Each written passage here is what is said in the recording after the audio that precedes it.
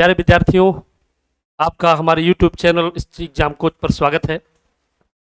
विद्यार्थियों, पिछले क्लास में आप लोगों ने हमसे मॉडर्न इंडिया के वे चैप्टर पढ़े होंगे जिसमें यूरोपीय कंपनियों ने भारत आने के मार्ग ढूंढे और भारत आकर उन लोगों ने यहाँ की राजनीतिक स्थितियों का फायदा उठाकर व्यापार के साथ साथ यहाँ साम्राज्य स्थापित करने की भी कोशिश की। उसमें सभी तो सफल नहीं रहे, लेकिन अंग्रेज पूरी तरह से सफल रहे। संभवतः मैंने पिछले क्लास में आप लोगों को बताया होगा पढ़ाते समय कि यूरोपीय कंपनियों में समुद्र मार्ग ढूंढ लेने के बाद, अर्थात समुद्र मार्ग में ढूंढने का श्रेय अगर दिया जाए तो ये पुर्तगालियों को, और आने का क्रम पुर्तगाली, डच, अंग्रेज, डेन और फ्रेंच ये रहे। उसमें हमने आपको ये भी बताया होगा कि किस तरह से अंततः अंग्रेज फ्रांसीसियों से कर्नाटक में 3 युद्ध जीत लेने के बाद भारत में पूरी तरह अपना साम्राज्य स्थापित करने के लिए सफल रहे। विद्यार्थियों, उसमें अंग्रेजों का भारत में पूरी तरह से साम्राज्य स्थापित कर लेने में एक बहुत बड़ा कारण और भी था। वो था भारत की सुप्रीम पावर मुगल, यानी मुगल चक्रवर्ती थे। औरंगजेब तक आते आते मुगलों का भारत के लगभग 2100 प्रांत पर सफलतापूर्वक शासन स्थापित हो चुका था, और उनके शासन स्थापित कर लेने के बाद अभी औरंगजेब तक ऐसी कभी कोई स्थिति नहीं आई कि कोई ब्रिटिश से आई हुई ईस्ट इंडिया कंपनी या फ्रेंच लोगों की कंपनी, डच, अंग्रेज, डेन, कोई भी भारत में साम्राज्य स्थापित कर पाए, ऐसी स्थिति कभी नहीं आई थी। लेकिन औरंगजेब की मृत्यु के बाद मुगलों की जो हालात हुई उसमें अंग्रेजी कंपनियों को फायदा मिला, क्योंकि राजनीतिक स्थिरता थोड़ा ज्यादा बढ़ गई, अस्थिर हो गए लोग अयोग्य उत्तराधिकारियों के कारण। इसलिए ऐसा हुआ कि धीरे धीरे अंग्रेजों ने अपना प्रभाव भारत में बढ़ाना शुरू किया।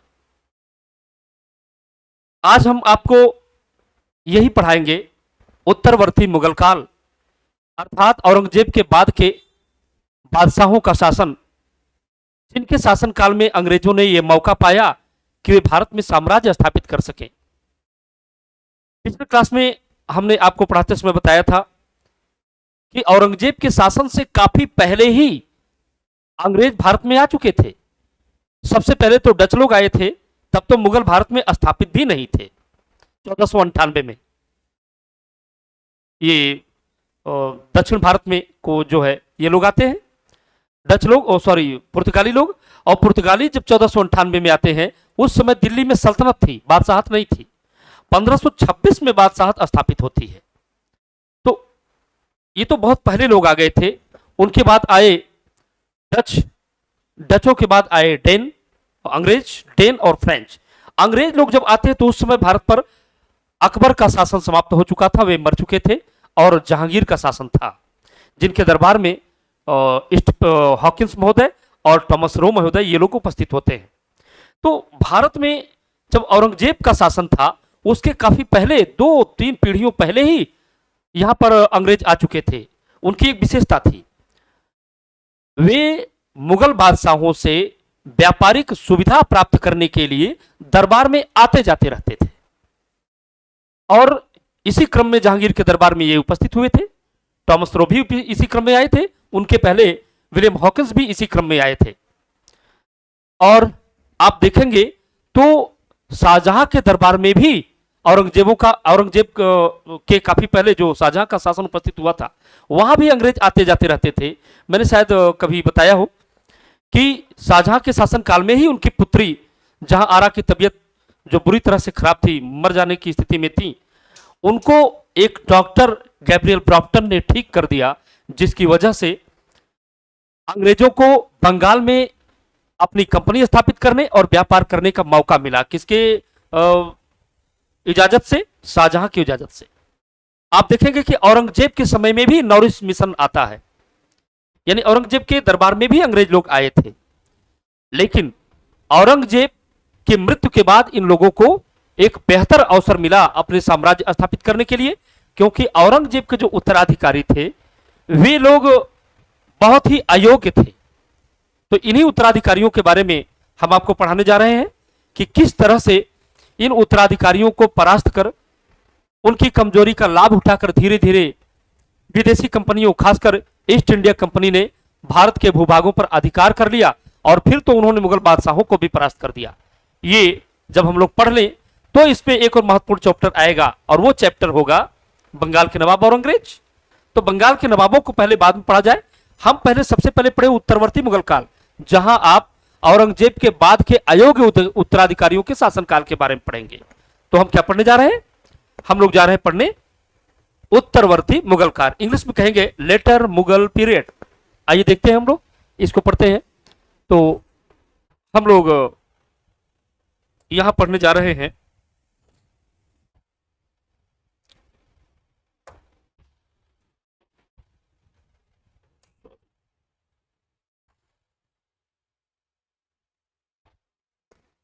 आइए हम लोग अब यहां पढ़े उत्तरवर्ती मुगल काल। और उत्तरवर्ती मुगल काल में आपको एक एक तथ्य हम लोग बताते चले। ध्यान रहे विद्यार्थियों, काफी उम्दा चैप्टर है, एक बेहतरीन चैप्टर है। इसको अगर हम लोग ध्यान से जानेंगे तो ये काफी अच्छा होगा और आपके परीक्षाओं के लिए काफी अंगदायी होगा। हम आपके लिए चैप्टर बता देते हैं, उत्तरवर्ती मुगल काल। उत्तरवर्ती मुगल काल, इसकी शुरुआत होती है, यानी इनका समय है देखा जाए तो ये होता है 1707 से 1857 तक। ये समय है, इतने समय तक उत्तरवर्ती मुगल काल के लोगों का शासन भारत पर था। यानी यूं कहें कि औरंगजेब तक तो भारत पे इन लोगों का परचम लहराता रहा, लेकिन उसके बाद से ये साम्राज्य धीरे धीरे अवनति को प्राप्त हुआ और लड़खड़ाता हुआ भी लगभग 150 वर्ष तक ये शासन चल गया। और इसी लड़खड़ाते 150 के शासन काल में औरंगजेब के बाद वाले शासन में अंग्रेज अपना मौका पाए और भारत के शासक बन गए। कैसे? यहां देखिए, उत्तरवर्ती मुगल काल जो आपने लिखा, यहां पे हम आपको बताना चाहेंगे कि 3 मार्च 1707 को दक्षिण भारत के अहमदनगर में औरंगजेब की मृत्यु हो गई। किससे? औरंगजेब की मृत्यु हुई मराठों से मुकाबला करते समय। बहुत वृद्ध हो चुके थे, लगभग 93 साल की उम्र हो चुकी थी।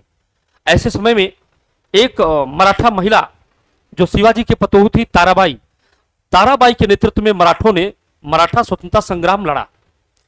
ये लड़ाई लंबे समय तक जारी रही और औरंगजेब का उम्र अब युद्ध के लिए गवाही नहीं कर रहा था। युद्ध के मैदान में उनकी तबीयत खराब हुई और उनकी मौत हो गई 3 मार्च 1707 में।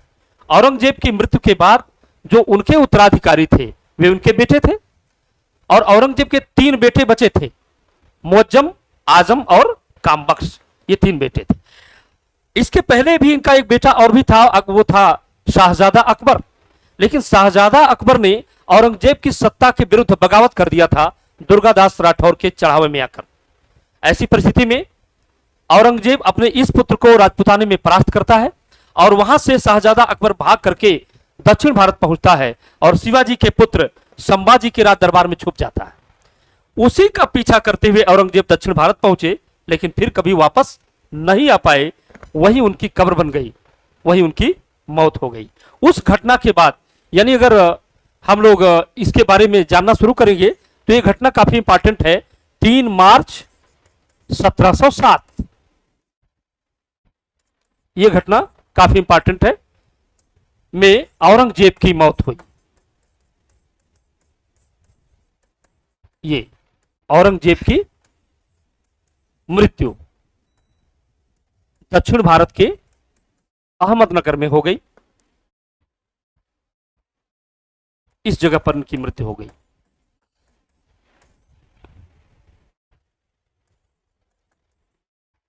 ये इतिहास के लिए एक टर्निंग पॉइंट साबित हुआ। कारण है क्योंकि इसी के बाद इनके पुत्रों में उत्तराधिकार का युद्ध हुआ। तो उत्तराधिकार का युद्ध, इस घटना में कितने लोगों ने भाग लिया ये देख लीजिए। उत्तराधिकार का युद्ध जाहिर है इनके बेटों के बीच होगी। इसमें औरंगजेब के जो बेटे थे के पुत्र इसमें थे मुअज्जम, ये सबसे बड़े बेटे बचे थे। अब दूसरे थे कामबख्श, नहीं दूसरे थे आजम और तीसरे थे कामबख्श। तीसरे नंबर पे थे कामबख्श। ये तीन बेटे थे, इनके बीच उत्तराधिकार का युद्ध हुआ। यद्यपि औरंगजेब ने अपने जीवन काल में प्रयास किया था कि बेटों के बीच लड़ाई ना हो।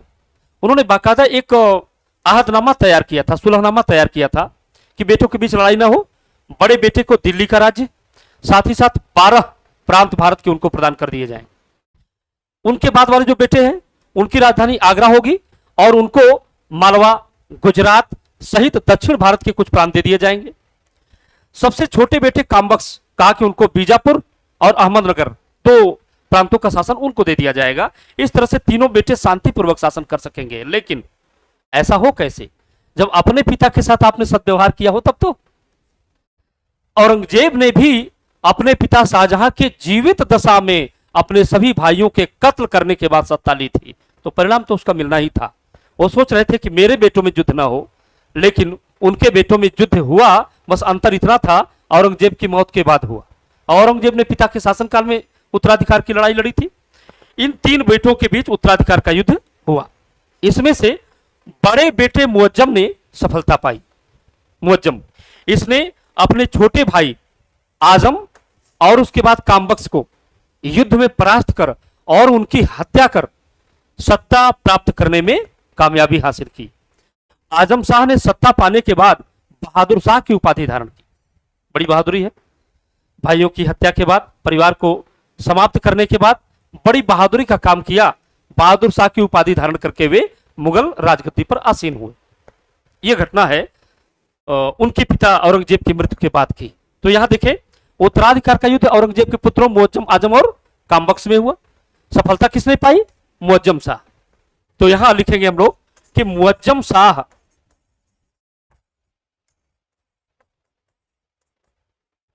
बहादुर शाह की उपाधि के साथ ये उपाधि धारण किया। उन्होंने ये उपाधि लेकर ये राजगद्दी पर बैठे। उपाधि के साथ मुगल बादशाह बने। ये रहे।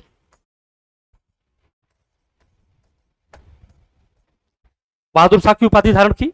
एक उपनाम भी इनका होता था, शाह आलम। ये एक उपनाम भी था इनको। यानी मुअज्जम को लोग प्रेम से कभी कभी शाह आलम भी कह दिया करते थे। शाह आलम इनका उपनाम था, मुअज्जम इनका नाम था और उपाधि हो गई बहादुर शाह। तो बहादुर शाह की उपाधि धारण करके ये मुगल राजगद्दी पर आसीन हुए। लेकिन शासनकाल बहुत छोटा था इनका। बहादुर शाह 1707 में राजगद्दी पर बैठे और 1707 से 1712 के बीच का इनका शासनकाल केवल 5 साल का है। तो यहां केवल इनके शासनकाल के बारे में अगर हम जाने तो बहादुर शाह का जो शासनकाल है बहुत ही कम है। काम करने का भी इन्हें कम अवसर मिला। ये कब से कब तक? 1707 से 1712 तक राजगद्दी पर रहे। शासनकाल मात्र इतना ही है। इस दौरान इन्होंने अपने राज को सुगठित करने की कोशिश किया। इतिहासकारों ने लिखा है ये आखिरी ऐसा बादशाह था जिसके बारे में कुछ अच्छे शब्द कहे जा सकते थे। ये व्यक्ति विद्वान था, आत्मगौरव से लबरेज था और साथ ही साथ एक बहादुर व्यक्ति भी थे। और राजकुमार थे तो राजकुमारों की या राजाओं के गुण इनमें थे। लेकिन मुगलों में उत्तराधिकार युद्ध ने उनको बहुत नुकसान पहुंचाए। ये उत्तराधिकार युद्ध भी मुगल राजसत्ता के पतन का कारण बना था, इसमें कोई शक नहीं है। क्योंकि देखिए यहां भी उत्तराधिकार युद्ध है। तो उत्तराधिकार युद्ध में देखिए मात्र 5 वर्ष का इनको समय मिला। जब सत्ता में आए थे तो 63 साल के थे। वृद्धावस्था में तो इन्होंने सत्ता पाई थी। तो उसके बाद फिर कितना दिन और चलते, राजसी महत्वाकांक्षा अलग से थी। फिर भी बहादुर शाह ने अपने राज्य को एक बेहतर आधार देने की कोशिश किया और मुगलों के जितने भी विरोधी थे उन लोगों को अपनी तरफ मिलाने की कोशिश की। तो मुगलों के विरोधी कौन कौन थे? 2 सबसे प्रबल विरोधी थे, मराठे और सिख। ये मुगलों के सबसे प्रबल विरोधी 2 लोग थे।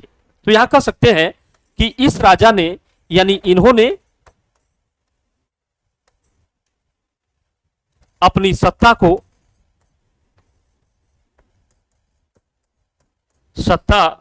मजबूत बनाने की कोशिश की। मजबूत बनाने के लिए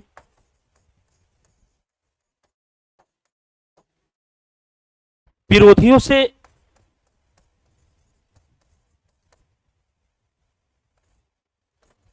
मित्रता की नीति अपनाई। ये एक अच्छी बात थी इनमें, मित्रता की नीति पर काम करना शुरू किया, ये इन्होंने किया था, मित्रता की नीति अपनाई थी। और इसीलिए कहा जाता है कि बहुत कुछ इसमें सफल भी थे। शुरुआती सफलता तो इनको मिली। ध्यान दीजिएगा, यहां मुगलों के प्रबल विरोधी मराठे और सिख, ये दो इनके प्रबल विरोधी होते थे उसमें, मराठे और सिख, इन लोगों से मित्रता की नीति अपनाई गई। से मित्रता की नीति अपनाई, ये रहे। मराठों के लिए क्या किया? मराठों के लिए इन्होंने साहू, जो कि आगरा जेल में बंद हुआ करते थे, साहू शिवाजी के पोते थे, अर्थात संभाजी के पुत्र थे। संभाजी को जब गिरफ्तार कर अंग्रेज औरंगजेब ने उनकी हत्या कर दी, तो उनके परिवार को और उनके अन्य जो छोटे मोटे परिवारीजन जो होते थे, उन लोगों को आगरा के किले में बंद कर दिया था। ये लोग लंबे समय से आगरा के किले में पड़े हुए थे।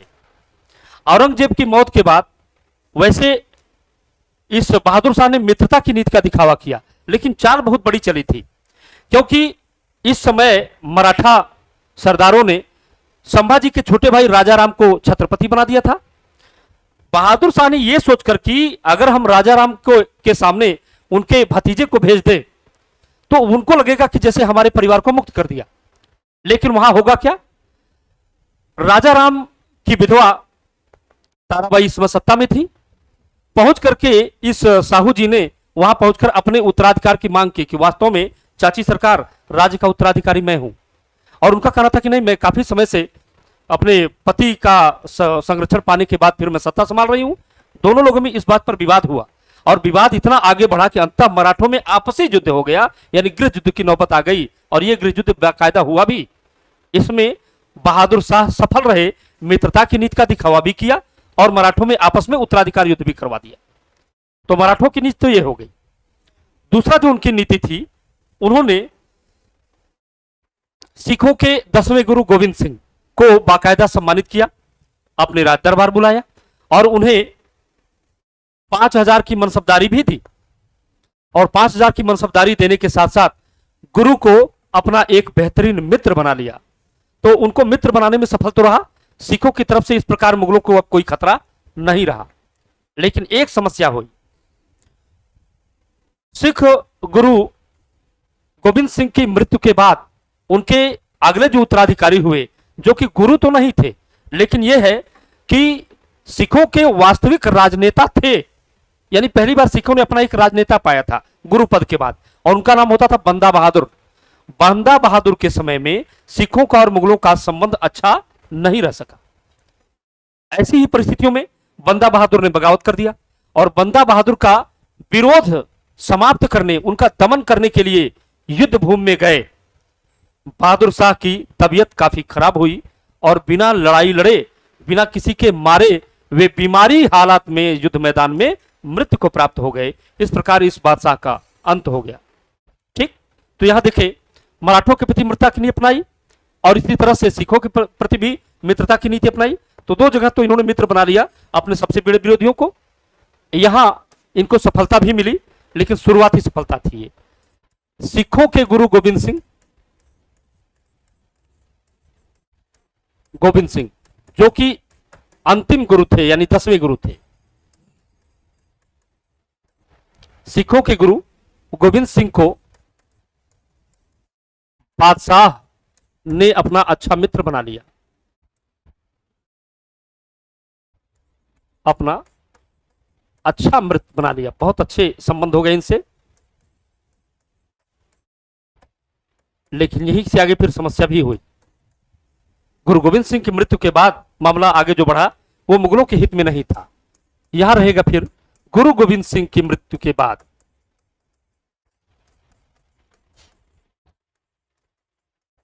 की मृत्यु के बाद सिखों के जो अगले नेता हुए,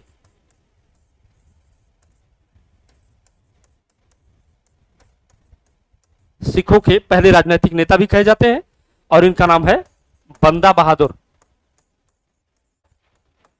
कई नाम इनके मिलते हैं। शुरुआती नाम इनका लक्ष्मण भारद्वाज, दक्षिण भारत के निवासी थे। जब गुरु से इनकी मुलाकात हुई और गुरु जी ने इनसे पूछा तुम कौन हो, तो इन्होंने कहा आपका बंदा हूं। यहीं से लक्ष्मण भारद्वाज का नाम बंदा बैरागी हो गया। गुरु जी का दिया हुआ नाम था ये, बंदा बहादुर या बंदा बैरागी। इनको एक इनका नाम गुरबख्श सिंह भी है, इनको गुरबख्श सिंह भी कहा जाता था। सिख जमात या सिख मिस्र के लोग इनको गुरबख्श सिंह भी कहते थे। तो इनके इस तरह से कई नाम थे। इतिहास में सबसे ज्यादा दर्ज हुआ जो नाम है वो बंदा बहादुर। तो बंदा बहादुर जो है सिखों के अगले राजनेता हुए, उनके मुखिया हुए। इन्होंने सिखों से एक बेहतर आधार देते हुए आगे मुगलों से संबंध भी काट लिए। यही से समस्या हुई। तो अगले नेता जो बंदा बहादुर हुए, उन्होंने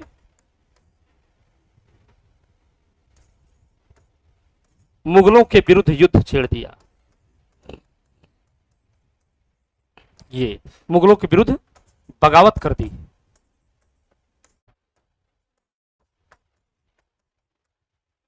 यही से जो है आखिरकार बहादुर शाह के अंत की घड़ी आती है। आप यहां आराम से लिख सकते हैं बहादुर शाह की मृत्यु।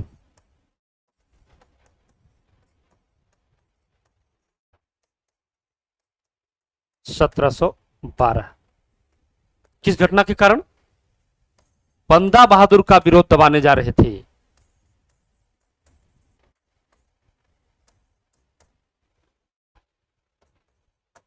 विरोध समाप्त करने युद्ध मैदान में पहुंचे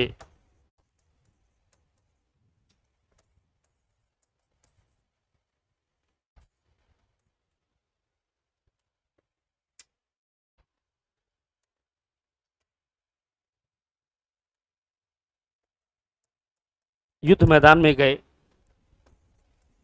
बहादुर शाह की तबीयत खराब होने से मृत्यु हुई।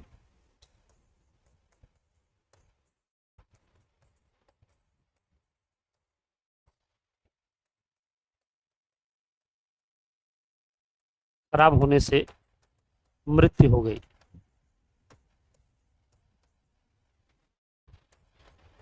ये घटना बहादुर शाह के बारे में बताई जाती है। युद्ध मैदान में तबीयत खराब हुई, किसी सैनिक ने मारा नहीं, कहीं कोई खास लड़ाई नहीं हुई और बहादुर शाह की मृत्यु हो गई। ध्यान रहे कि बहादुर शाह लगभग 10 सप्ताह तक युद्ध में ऐसे ही पड़े रहे। अर्थात बहादुर शाह के जो पुत्र थे, जहांदार शाह, अजीमुस्सान, रफीमुस्सान और जहान शाह, इनके भी 4 पुत्र थे। जो पिता ने किया वही पुत्र ने भी किया। पिता ने अपने भाइयों की हत्या के बाद सत्ता ली थी। बहादुर शाह शासन प्राप्त करने से पहले अपने सभी भाइयों को युद्ध मैदान में समाप्त कर चुके थे। बिल्कुल वैसा ही इनके पुत्रों ने भी किया। पिता की अंत्येष्टि छोड़कर इनके चारों पुत्र आपस में पहले ये निर्णय किए कि बादशाह कौन बनेगा। जाहिर है फिर उत्तराधिकार युद्ध हुआ और इस उत्तराधिकार युद्ध में जुल्फिकार खां नाम के एक सामंत, एक मुगल सरदार की मदद से सबसे बड़े बेटे जहांदार ने जीत दर्ज की और अपने शेष तीनों भाइयों की जंग मैदान में हत्या कर दी। इस तरह से इस घटना के बाद जो समय आता है वह है जहांदार शाह का। मोटा कर दें?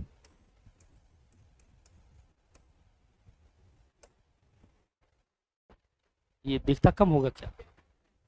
वो तो हो जाएगा।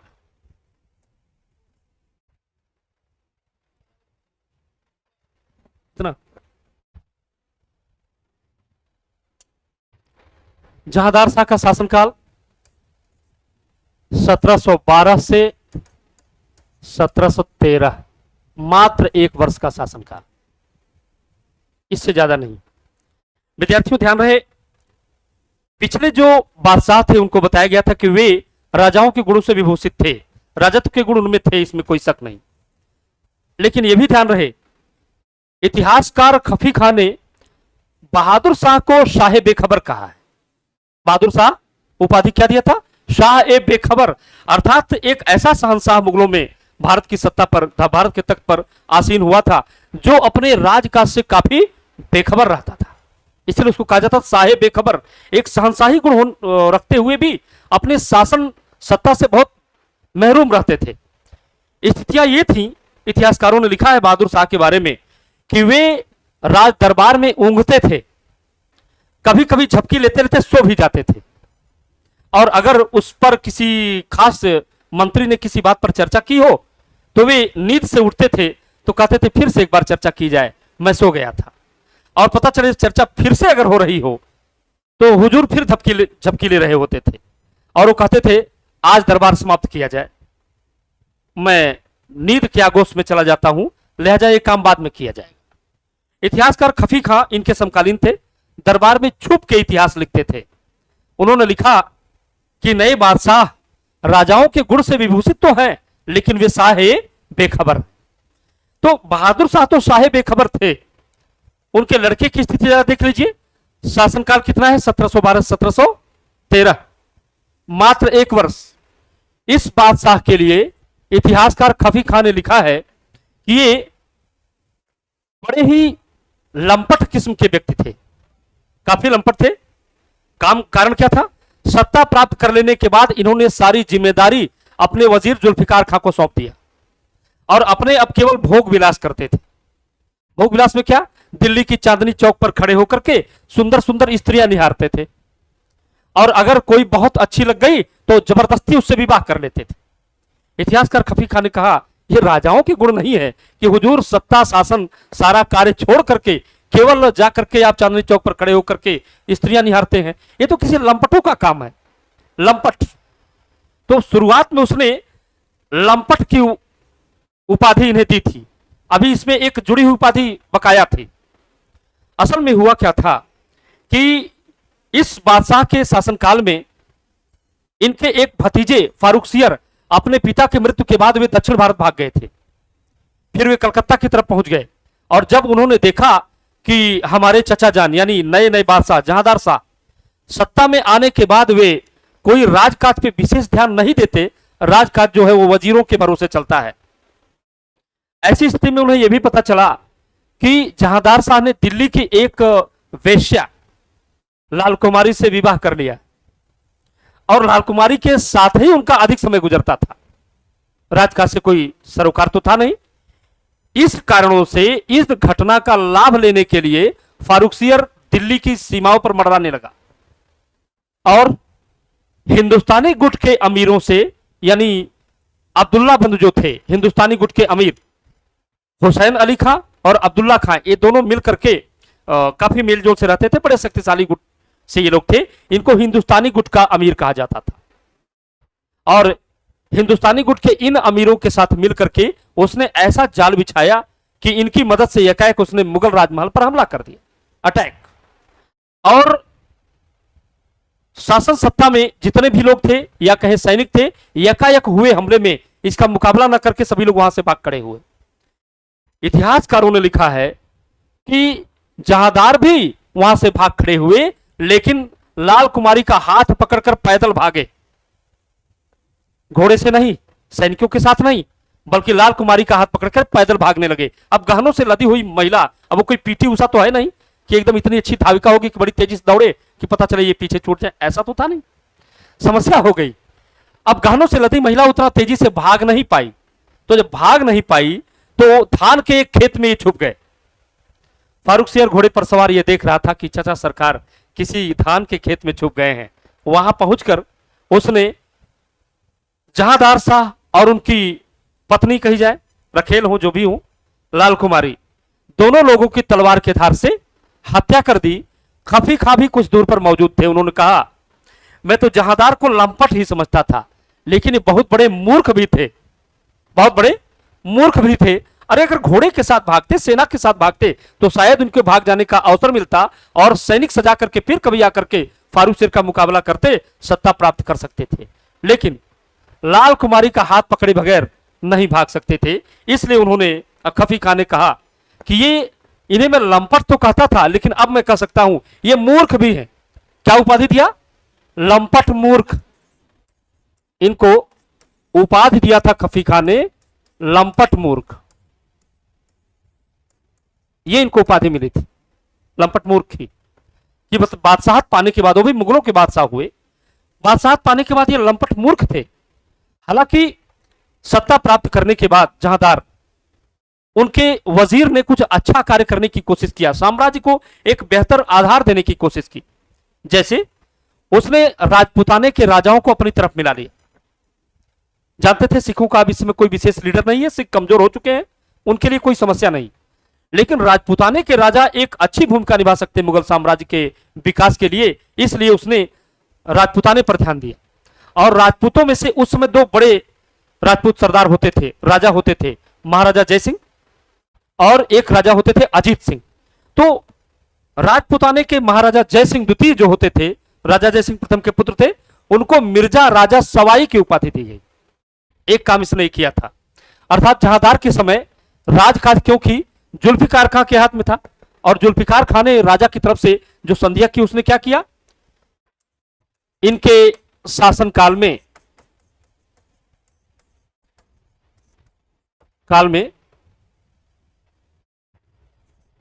राजा जय सिंह द्वितीय, ये सेकंड थे अपने पिता के बाद होने के नाते, इनके पिताजी को जय सिंह प्रथम कहा जाता था, ये जय सिंह द्वितीय कहलाते थे। तो राजा जय सिंह द्वितीय कहां के थे, आमेर के राजा थे। आमेर, आप आमेर की राजधानी जयपुर कह सकते हैं। राजधानी क्या थी, जयपुर, गुलाबी शहर, मतलब जयपुर राजधानी थी, राज्य का नाम आमेर था। तो आमेर के शासक थे महाराजा जयसिंह द्वितीय, जो अपने पिता से ये राज्य उत्तराधिकार में पाए थे। जयसिंह को मिर्जा राजा सवाई की उपाधि दी गई। ये मिर्जा राजा सवाई की उपाधि दी गई, ये रहे। इतना ही नहीं, इनको संतुष्ट करने के लिए काम और भी किया गया, इन्हें मालवा की जागीर भी दे दी गई। तो हम कह सकते हैं कि तथा इन्हें मालवा की जागीर भी प्रदान की गई। मालवा माने आजकल का मध्य प्रदेश, उसको मालवा कहते हैं। मालवा की जागीर भी प्रदान की गई। ये एक बड़ा काम था। लगे हाथ दूसरा काम भी इसमें हुआ।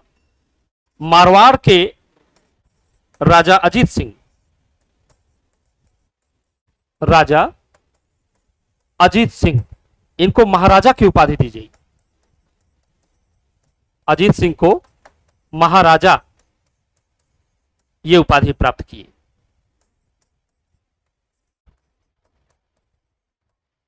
महाराजा की उपाधि दी गई, इनको भी जागीर दी गई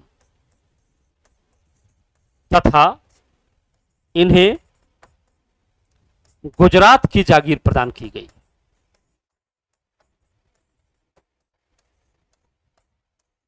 ये अर्थात जुल्फिकार खान ने सोचा था इन राजपूतों को अपनी तरफ मिला करके बादशाह आजम अकबर ने एक बेहतर आधार तैयार किया था, शहंशाही हिंदुस्तान हुए थे। ऐसा अब भी किया जा सकता है। राजपूत विश्वसनीय है, वीर हैं, योग्य हैं और वायदे के पक्के हैं। इस कारण इन्होंने पहले राजपूताने पर ध्यान दिया और राजा अजीत सिंह को महाराजा की उपाधि देने के साथ साथ जागीर प्रदान किया। किसकी? गुजरात की। ये इनको गुजरात की जागीर भी प्रदान की गई। इस तरह से एक बेहतर आधार देने की कोशिश तो की गई, लेकिन समस्या वही थी, लंपट मूर्ख वाली। ये बड़ी समस्या थी। यहां जहांदार ने दिल्ली की एक वेश्या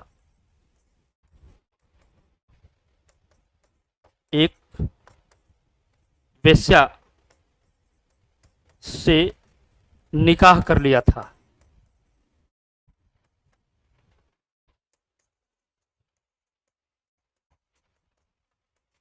तथा अधिक समय वहीं व्यतीत करते थे।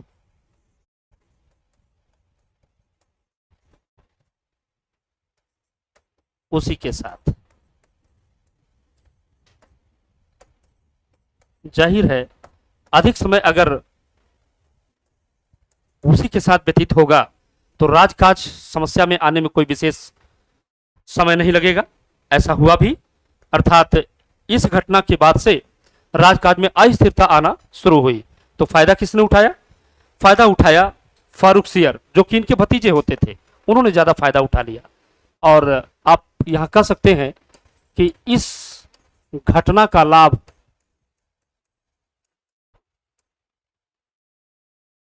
बादशाह के भतीजे फारूक सियर,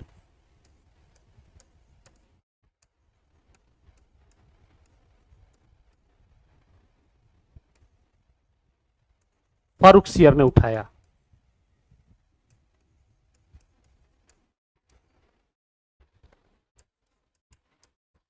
अभी थोड़ी देर पहले बताया गया क्या किया था इसने? सैयद बंधुओं का सहयोग प्राप्त किया। और सैयद बंधु ये जो होते थे हिंदुस्तानी गुट के अमीर होते थे। यहां फारूक सियर ने सैयद बंधुओं की मदद से, सैयद बंधु दो भाई थे इसमें, अब्दुल्ला खां और हुसैन अली खां, और हुसैन अली खां सैयद बंधु की मदद से मुगल महल पर हमला कर दिया। मुगल महल मतलब क्या कह सकते हैं हम लोग? लाल किला। लाल किले पर हमला कर दिया, यानी लाल किला पर हमला।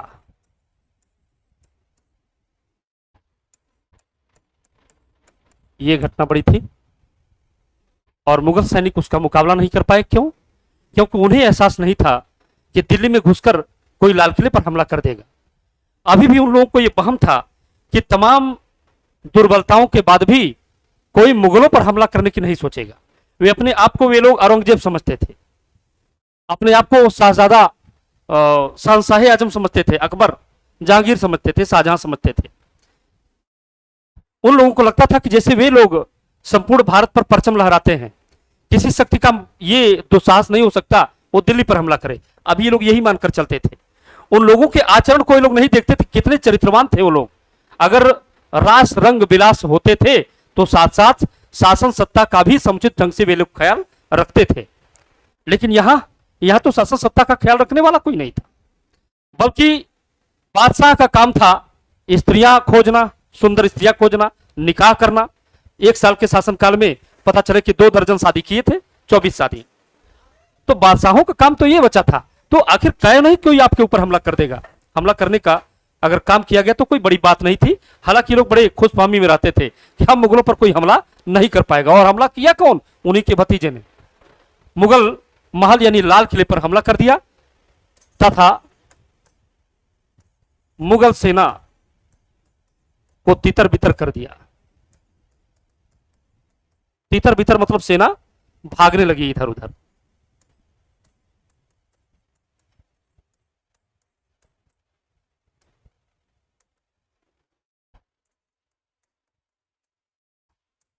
ये तथा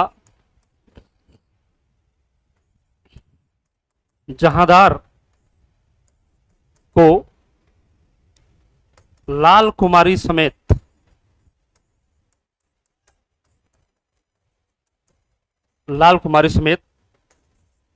कत्ल कर फारूक सियर ने सत्ता पर अधिकार कर लिया। सत्ता पर अधिकार कर लिया।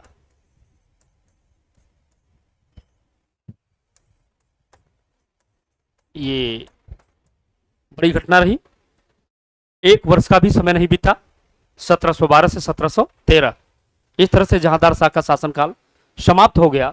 और इनके बाद तब जाकर के शुरू होता है एक नया शासनकाल, और वो था फारूक सियर का शासनकाल। और फारूक सियर का शासनकाल भी बहुत लंबा नहीं रहा।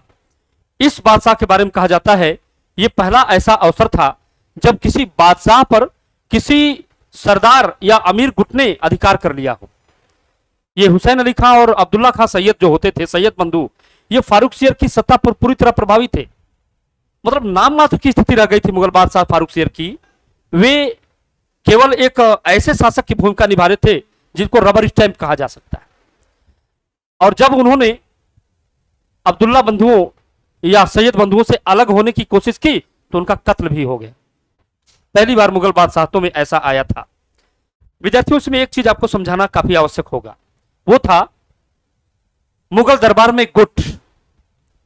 बादशाह आजम अकबर के समय से इस बादशाहत के अधीन 3 गुट काम करते थे हमेशा, ईरानी गुट, तुरानी गुट और हिंदुस्तानी गुट।